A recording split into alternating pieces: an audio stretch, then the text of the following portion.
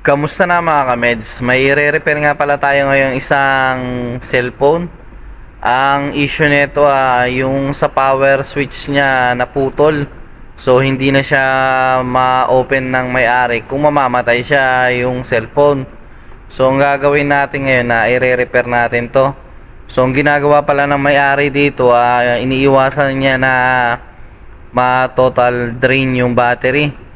Kaya ginagawa niya, lagi niya siyang chini-charge para hindi siya ma-drain or biglang mamatay na, kasi hindi na siya magbubukas dahil yung power flex niya naputol na. So ang gagawin ko diyan, napapalitan ko siya ng bagong power flex. So umorder ako dun sa may supplier ko. Pumunta ako dun para kunin yung power flex. So yun ang gagawin ko ngayon. Tinanggal ko muna yung mga back cover, tapos yung battery tatanggalin din natin. Ayan, may pandikit dyan sa may gilid na scotch tape, kaya tatanggalin muna natin yan. So yan, dahan-dahan natin na iangat yung tape na nakalagay dyan sa may gilid. Tapos yung kulay green na yan, hihilain lang natin paangat, dahan-dahan, bahagya lang para hindi rin siya mapuwersa. So yan, natanggal na yung battery. Pwede rin naman kayong gumamit ng lighter fluid or thinner. Kung anong mas magandang gamitin ay pwede rin naman. So ako, ginamit ko, inangat ko lang siya, hinila ko. Pwede rin naman siyang ganun. So yun, ang power flex pala na ito nasa ilalim kasi ng battery. Kaya kailangan tanggalin yung battery niya. So yan, tinatanggal ko na yung power switch niya dyan sa may gilid. Ginamitan ko ng cutter.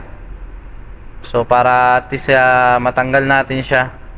Sunod naman yung mga connector ng LCD, charging board, tsaka yung sa antena.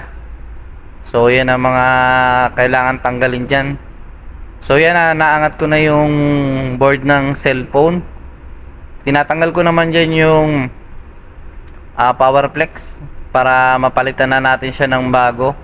So bago ko siya papalitan ng bagong power flex, nilagyan ko muna ng onting T7000 para at least yung ipapalit natin na bagong power flex dumikit siya. So ganun ang ginagawa ko. So yun, naikabit ko na yung bagong power flex, na palitan na natin yung luma. So putol na talaga yun, hindi na pwede. Kasi defective na talaga siya. Kaya pala hindi siya mapindot yung power on niya kasi putol na. Kaya kahit anong gawin na may-ari na pindutin yung power button, hindi na nagbubukas yung cellphone pag ganon. So kaya ang pinaka ginawa niyang solusyon, ginamit niya yung fingerprint tsaka yung double tap. Tapos iniiwasan niya lang na malobat yung cellphone para magamit niya. So ayan, naikabit ko na yung back cover ng cellphone. Nilalapat ko lang siya sa may gilid. May mga lock dyan, kailangan na maayos din yung pagkabit natin ng lock. So ayan, nilalapat ko dyan pati sa may baba para at least maganda yung pagka-fix natin. So open na natin. So yun, okay na. Napipindot na yung power switch niya. Okay na. Dati kasi ayaw talaga magbukas ng cellphone kahit anong pindot ang gagawin mo dyan sa may power button. So ibabalik na natin lahat ng mga tornilyo na ikinabit natin. Tapos lalagyan na natin ng T7000 para dumikit yung back cover ng cellphone. So yun lang, sira niya talaga yung power flex na putol, kaya hindi na siya mapindot yung power on niya.